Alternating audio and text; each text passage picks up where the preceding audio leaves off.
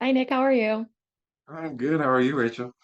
Doing great. To start, the Hunger Games, obviously, like it's very interesting to see kind of, especially how the press tour has gone because it is a lot of like kids who loved the Hunger Games now getting to Yeah. be in the Hunger Games. What hmm was your relationship like to this series prior to getting to play Jessup? Uh, I was definitely a fan. I I read the books, just it seems years ago now at this point. Um, but I read the books. Me and my sister, we were fans. We went to see like the movies like as soon as they came out. So I was definitely invested in the world. And then when I got the audition, I was like, oh shoot, it's the Hunger Games. So so it was very exciting, at least having the opportunity. And then once I got it, and being a part of it, I was just like, oh, whoa, this is like, it's just surreal. It's full circle. Yeah, and it is, you get to be, while I wouldn't be a District 12 because I'm a Finnick girl. So I was like, I always wanted to go to District 4. Yeah. You do get to be like our others' eyes on District 12 till we get to go there. And so for you, what was it like, having to understand District 12 in this universe versus like what we already kind of knew about District 12 because they are so different from each other. And bringing that to Jessup when we don't really get to ever, we see him briefly in District 12, but not like we eventually get to with Lucy. Yeah. Yeah, it was interesting, figuring out how exactly I fit into the District 12 at the time, like what exactly, because I was a miner. That was Jessup's thing. Like he worked in the mines with his Mhm. family, with his father. That's what I came up with. But figuring out how different that looked, and again, having it be in such close proximity to when the war happened and on the timeline, like figuring out the attitudes of the citizens of District 12 and towards the Capitol, towards the war, just all that stuff, towards the Hunger Games. So, it was just a lot of thinking about that, thinking about the emotions of the time and um, yeah, figuring out how District 12 operated at that time versus how they progress in the future.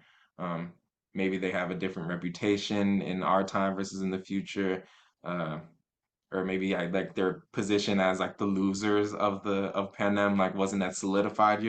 So it was interesting to kind of think about all those subtle differences.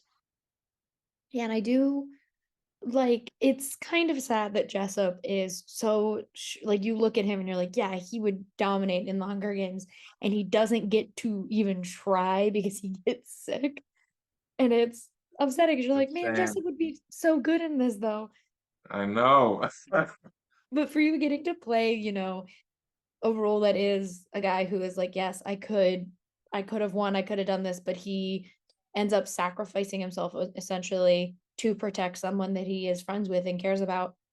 How is it to be in a movie like The Hunger Games and have that story versus, being at the forefront and right in the thick of the action? Yeah, I mean, I think just like, having a character, or playing like a supporting character like that, because my purpose was, to support the story, of course, and support Rachel, of course, as well.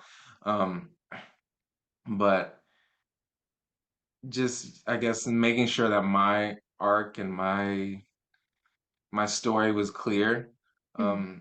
so that I could support the story and like, support and like, having me and Rachel's relationship be clear so that that part of the story, um, not only not only I guess comes through in the story, but also like lifts up Rachel's character and who she is as a person.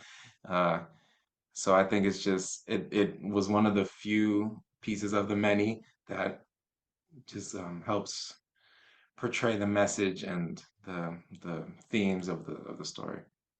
Yeah. Do you wish though that you got to have your moment in the actual arena because it is like Jessup just kind of looks around and has to get carted off. I know, because he's like, I know if in a perfect world, I think Jessup would have like he would have like put up a fight. Like I think he would have protected Lucy. Mhm. And I don't know if he would have been like super antagonistic per se, but he definitely like would have like had Lucy's back and like he wouldn't let like Coral. He'd be like, nah. He'd be like, that's not happening right now.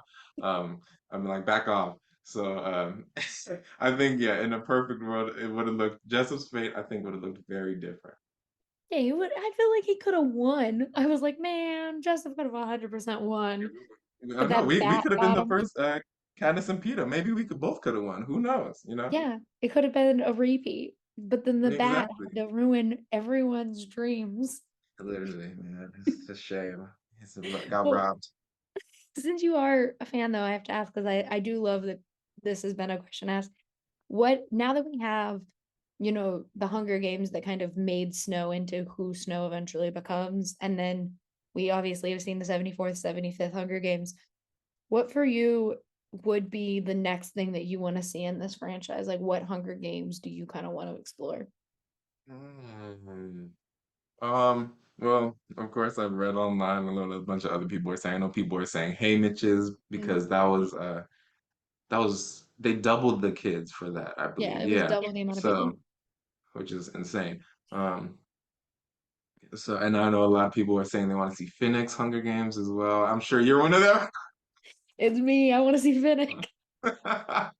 Um, I'd honestly, yeah, now that I think about it, I think either Haymitch's or another, I guess, the second quarter quell, because I guess I know they always do something crazy for that. So, and Haymitch's was the first. So I'd either say Haymitch's or the second quarter quell. Yeah, yeah, because we don't really know that much about that one because No, we know the 75th and we know Hamish's, but we don't really know. exactly.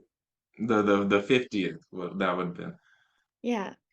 Oh, Yeah. that's interesting. I agree. I kind of want to see how that one would play out. Yeah, because Clearly, no they one in spice it District up a 12, little.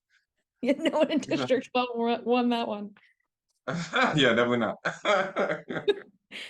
For a last quick question, I always like to ask this, but like now that people who didn't get to see Songbirds and Snakes are going to see it in at the home and they're finally going to explore this take on the Hunger Games.